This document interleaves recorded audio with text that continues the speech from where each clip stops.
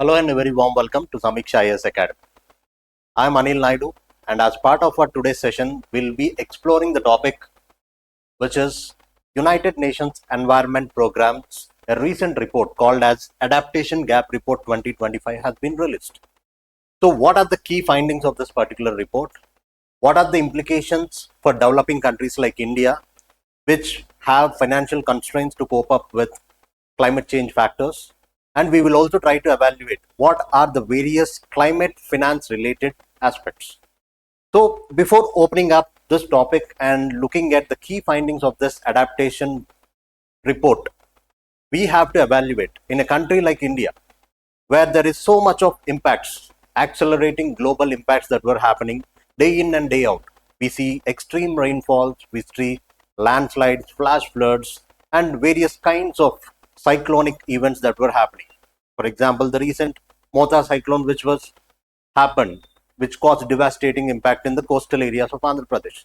Similarly, if you look at the climate-related complications, for example, in a country like Jamaica, there is a devastation caused by Hurricane Melissa. So all these climatic events, which were accelerating in the recent times, especially in developing countries like India. So do you think India has enough resources to tackle this problem or adapt to this problem of climate change? That's the fundamental question that we need to address. So in order to answer this particular question, we have to decode the report of Adaptation Gap Report of United Nations Environment Program. What is the basic objective of this particular report? What is the context and background through which this report has come into existence? We also need to understand what do you mean by adaptation? What do we mean by terms like mitigation? And what is adaptation finance? What is adaptation gap? All these are the key terms that we have to understand, the key definitions or understandings. Then we have to look at the detailed provisions and the findings of this UNEP report. And after that, what should be India's approach towards climate adaptation? What are the various targets that India has put forth? What are the various climate related policies that India has promised? And what is the status of those programs? How financing is helping in order to adapt and mitigate climate related vulnerabilities. And finally, we have to look at the United Nations Environment Program recommendations as part of this particular discussion. So if you look at the contextual background, as I have told you in the beginning, recently the United Nations Environment Program has come up with a report called as Adaptation Gap Report of 2025 on the sidelines of COP30 summit that is going to be held. When we say COP30, it is a conference of party summits that will be happening every year. So COP30 is going to be held up in Belém in Brazil, which is about to commence from November 6th to November 21st. So on the sidelines of this, there is a striking report by UNEP, which shows the stark reality of the climate-related finances that the global nations were contributing to tackle a global problem like climate change. So in this contextual background, Antonio Guterres, the UN Secretary General, has basically come up. In this particular report, she has mentioned that adaptation is not a cost that we are incurring. It is basically a lifeline without which the whole globe will be reeling under severe crisis. So it is not an option. It is the basic cost that we are incurring for our lifeline in order to sustain the lives. That's the importance that was accorded to it. So now, this basic report of Adaptation Gap Report, it basically focuses on adaptation financing, which is lagging behind the needs of several developing countries. So we have to look at what are the various challenges that these developing countries face. So before understanding this, we have to look at the keywords in this adaptation. Whenever we talk about climate change, we often come across two words. One is adaptation. The second term is mitigation.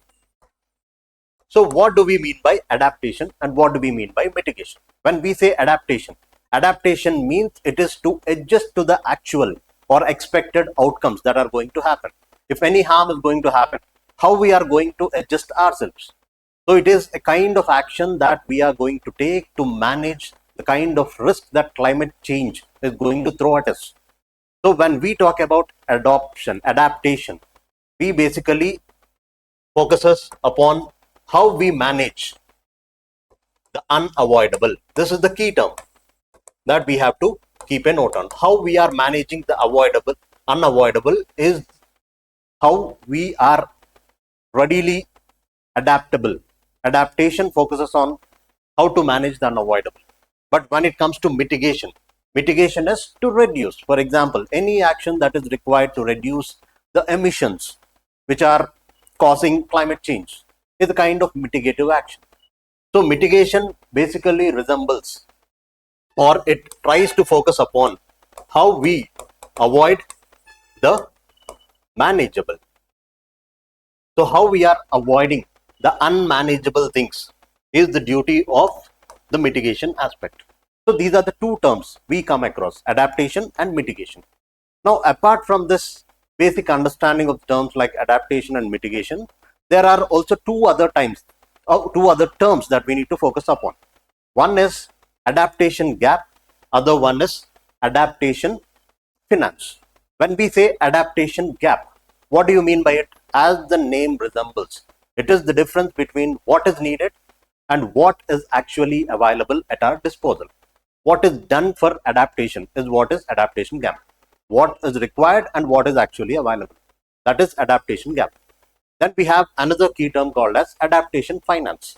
When we say adaptation finance, what are the financial resources that are utilized in order to mobilize the adaptation activities? When we say adaptation activities, let's say there is a severe cyclone coming up. What we need to ensure?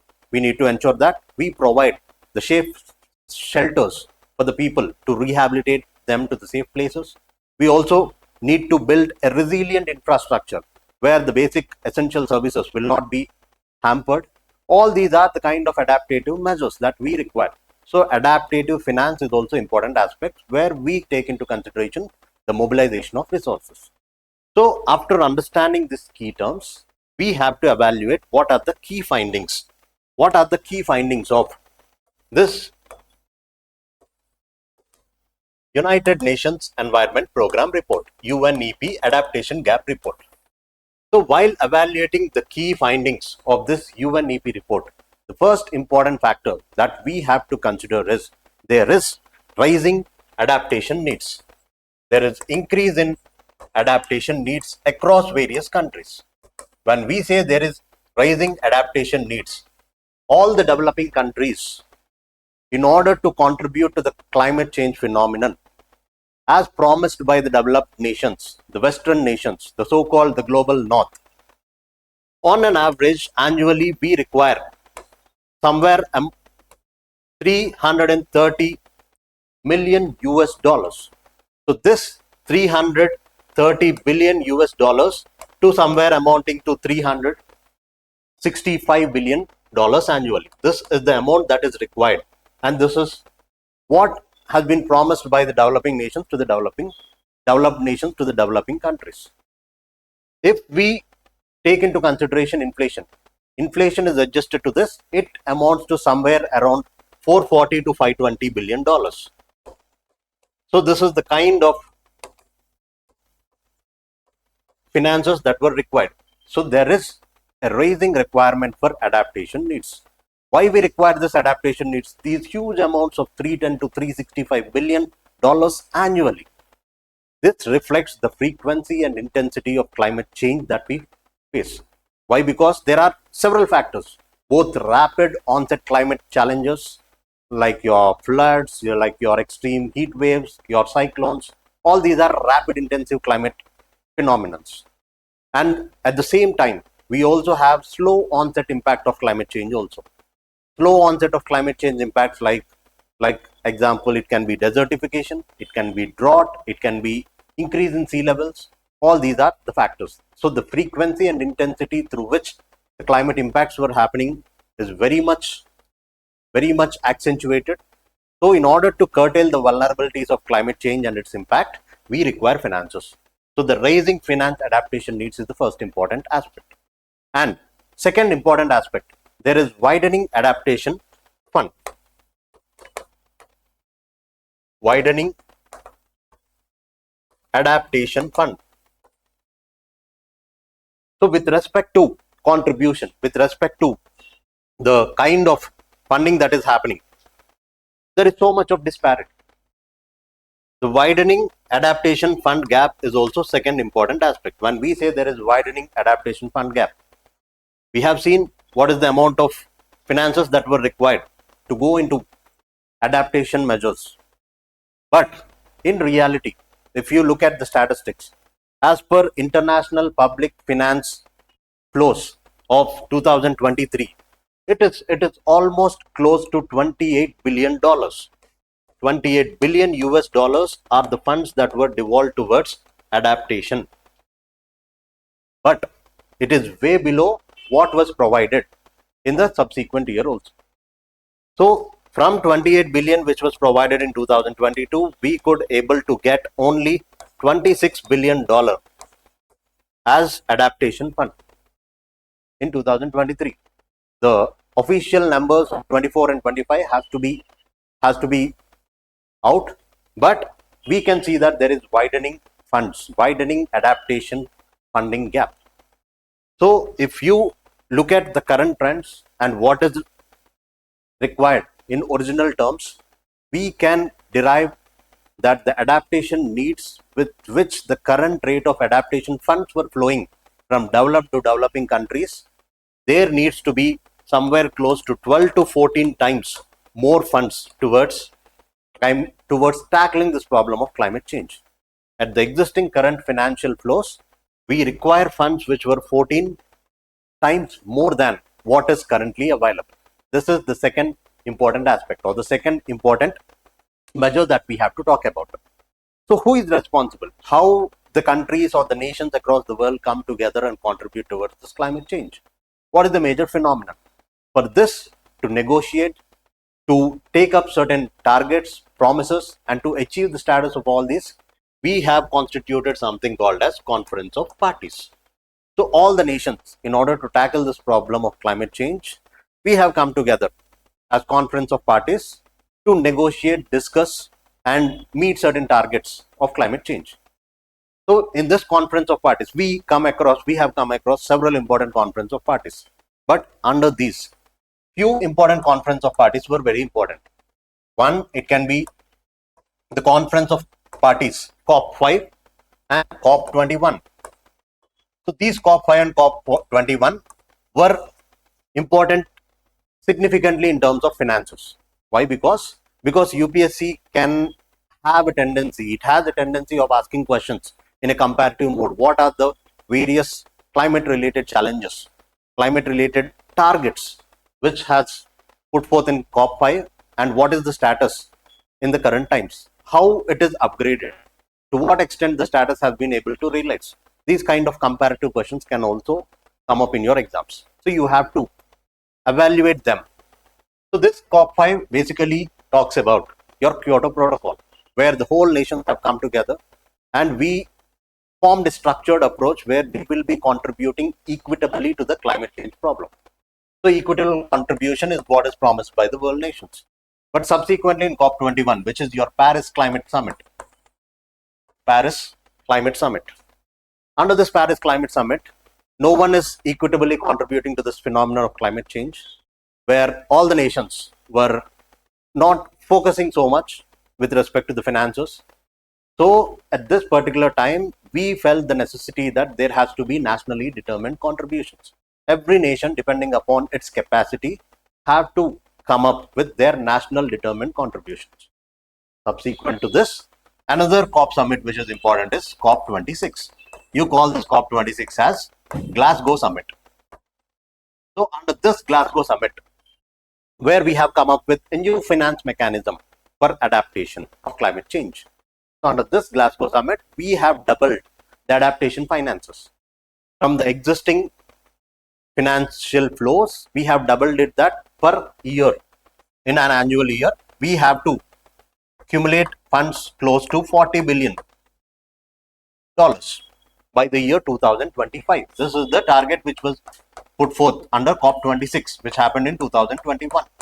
But if you look at the status of the adaptation fund flows which were happening into this, we could not able to achieve this Glasgow Summit target. The status is off track. We are missing on this target. Similarly, apart from this target, under this COP26 Glasgow Summit, we have also come up with a new initiative called as New Collective Quantifiable Targets, NCQG, or goal, NCQG, which stands for New Collective Quantifiable Goals. According to this new collective quantifiable goals, we have took a promise that we will be mobilizing close to $300 billion annually by the year 2035.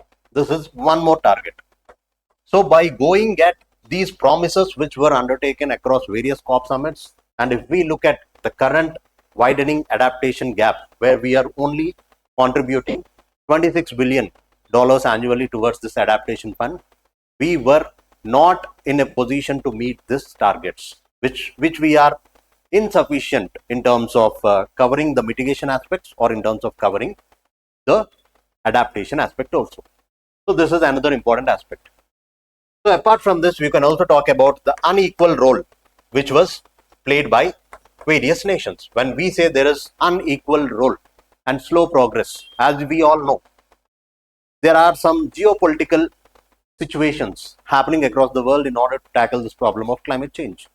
The US withdrawal from Paris Climate Summit after the Donald Trump presidency, he has withdrawn from the Paris Climate Summit, which has weakened the funding commitments also. So this is one more aspect. But despite US withdrawing from these commitments, climate resilient skepticism has developed across the global north countries. But as India, which is revered to be the leader of global south nations, India always continues to advocate for climate justice. We always strive for ensuring climate justice. So in terms of ensuring climate justice, India wanted to commit itself to the phenomenon of common but differentiated responsibilities. It cannot be equally contributing to the problem of climate change.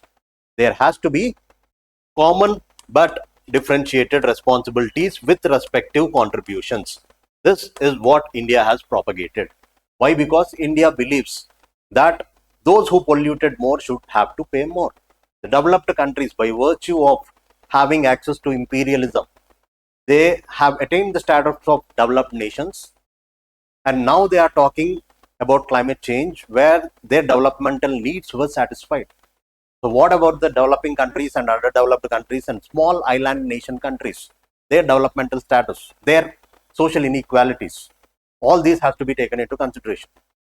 So in order to ensure a climate change phenomenon is being addressed, these developed nations, at least in terms of funding or financing, has to contribute differentially towards their respective capabilities. This is one more important aspect. Then you can also talk about the problems like financial shortcomings or financial bottlenecks that exist. Why? Because almost 58% of the funds that were coming into this adaptation were regarded as debts, which means that these funds which were coming into adaptation gap funding or adaptation gap report, as per this, 58% of the funds that were flowing into this climate change is regarded as climate debt traps, where there are non-concessional funds. They are regarded as debt instruments which have to be repaid in the later dates. So the funding mechanisms also has to be balanced, has to be resolved. We have various other long-term funding mechanisms, like you have adaptation funding, you have global environment facility, you also have your global climate fund, green climate fund for that matter. So in order to address this adaptation funding flows happening in an effective manner, apart from the government, you can also rope in the private sector. Private investment into adaptation is also one such effective measure. When we say private in effective measure, private investments, the current rate of private investment which was going into adaptation is only $5 billion per year. So there is scope to increase this $5 billion to $15 billion per year. This is one more recommendation that we can take a note of. Now, after understanding this, we also need to look at what are India's adaptation measures. So, how India is faring with respect to tackling this problem of climate change. As India, right from the beginning, has followed a climate strategy which is increasingly reflective of adaptive centric approach. When we say adaptive centric approach, we always talk about how adaptation can happen by prioritizing on resilience in agriculture, by prioritizing on effective water management techniques or disaster preparedness. So there has to be a shift in global inequity that was happening into this climate finance. For that, we need to rope in the local communities. So India has come up with National Adaptation Fund for Climate Change. So this National Adaptation Fund for Climate Change, which supports community level projects, community level participation, and it will also benefit the local communities by and large. This is one important aspect. Next, India has also come up with National Adaptation Fund. So as part of this National Adaptation Fund also, it supports National Adaptation Fund and National Adaptation Plan. This National Adaptation Plan is very much, the progress of this is very much delayed, and we have to meet up to the expectations of our nationally determined contributions. And even the Reserve Bank of India, the RBI, has also made sure that all the investors, the insurers, and also the various private players, RBI has taken up a survey. It has taken up a study which talks about the climate risk, which talks about the sustainable finance, and encourages the banks to integrate climate risk assessment and climate resilient funding also. So this is an RBI's measure. Even the recent economic survey of 2024 and 25, it also mentioned that adaptation is key for any developed nation. If India was to be a developed nation by 2024, the dream of Vikasit Bharat, adaptation is compulsory, is what is recognized by economic survey also. So for all this to happen, by virtue of India being the global South leader, the overall South Asian estimated adaptation cost is almost equivalent to $112 billion. This is what we need to achieve. So India has to play a pivotal role, and all the measures that we are taking has to ensure that climate resilient funding is going through, and it has to happen in a differential manner depending upon the polluters pay principle. So this is one more important aspect. So finally, coming to the last aspect, what are the key United Nations Environment Program recommendations with respect to this adaptation gap report? So the first recommendation, from Baku to Belem roadmap. The Baku is the COP summit, the 29th COP summit, which held in Azerbaijan in Baku. From Baku to Belem, which is going to happen in Brazil in the subsequent week, we have to mobilize close to 1.3 trillion annually by 2035 for developed nations. The developed countries have to provide or mobilize an amount close to $1.3 trillion annually. That is the commitment which was given under the COP 29 going forward to COP 30 also. Next, we have to engage the private sector participation. Without private sector participation, risk sharing cannot happen. Why? Because the policy framework has to be tuned in such a manner, the risk sharing mechanism should be established, and various financial models also needs to be brought. Next, we need to prioritize grants and concessional finance so that climate debt traps can be overcome. All the funding that is happening, almost 58% funding that is going into adaptation measures, is creating climate debt traps. So in order to overcome that, which is non-concessional in nature, we have to prioritize grants as well as concessions. So concession-based finances is the need of the hour. Next, we need to integrate climate risk into financial systems. Like as I told you, the banks, the investors, the insurers, all of them have to account for providing a climate resilient apparatus or climate resilient infrastructure. Finally, we need to strengthen the mitigation measures. When we say mitigation, we should be in a position to reduce the emissions in the first place. If we are controlling the mitigative measures in an effective manner, if we are ensuring to the principles of mitigation, then the funds that can go into adaptation might come down. So reducing emissions now reduces future adaptation costs. These are the key recommendations that were given by United Nations Environment Program. So finally, before ending our discussion on this particular topic, the climate adaptation is no longer optional. We do not have an option. It is the survival. If we want to ensure the survival of the whole nations, we have to weigh in this climate adaptation. It is no longer an option. And investing in adaptation today is essential for global survival tomorrow. If you are not conscious and if you are not investing on this particular aspect now, obviously, your survival will be at jeopardy in the coming days. So that is why this UNEP report has come up with a title called as Running on Empty. Why the funds that have to be devolved to the developing nations in order to tackle the problem of climate change was running empty. So this is the backdrop under which you need to understand this particular report, Adaptation Gap Report of UNEP 2025. Finally, before we wrap up this session, try to look at a model UPSC mains question. The widening adaptation finance gap reflects climate injustice at its core. Do you agree with this viewpoint? Discussed with reference to UNEP Adaptation Gap Report of 2025. So as part of our discussion which we had in the last couple of minutes, try to structure a framework for this answer. What has to be the climate injustice, how it is driving the finances, the widening finances gap that we are existing, what are the measures taken at the global level, and what are the measures that India has propagated. And finally, you can talk about the recommendations of UNEP's report as well. All right, thank you.